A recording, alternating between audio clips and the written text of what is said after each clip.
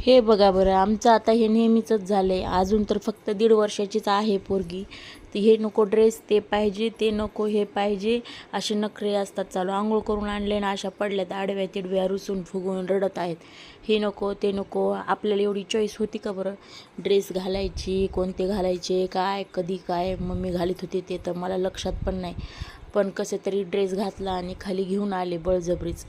आणि खाली घेऊन आल्यावर मात्र झाडाला मस्त फूल दिसलं आणि ते फूल तिने मला तोडायला लावलं. ओ इकडे बघ, वाव काय आहे? हं? फूल आहे. कोणाला देणार आहे तू फूल? दादाला. कुणाला देणार आहे फूल? द्या.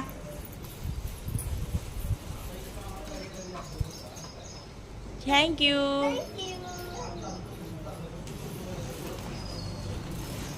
दिलं फूल दादाला.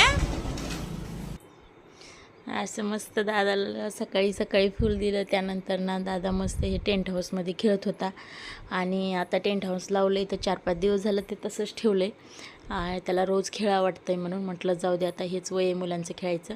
आणि रोजच मला म्हणत होतं बरं का, मम्मी माझ्या टेंट हाऊसमध्ये येतीस का येतीस का. आता मी एवढी मोठी आणि त्याच्या टेंट हाऊसमध्ये कशी बसल, म्हणून मी काही जातही नव्हते, येणार नाही, येत नाही बाळा असंच म्हणत होते.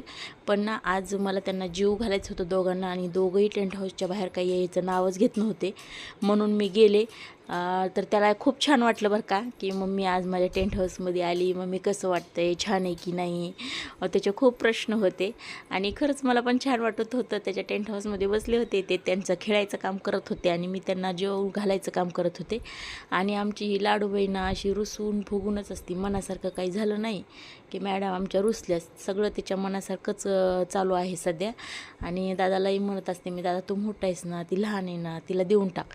आणि माझं गुणी बाळ तिला देत असतं बरं का बऱ्यापैकी. हा असा गेला एकंदरीत माझा आजचा दिवस. बाय बाय, पुन्हा भेटूया नेक्स्ट ब्लॉगमध्ये.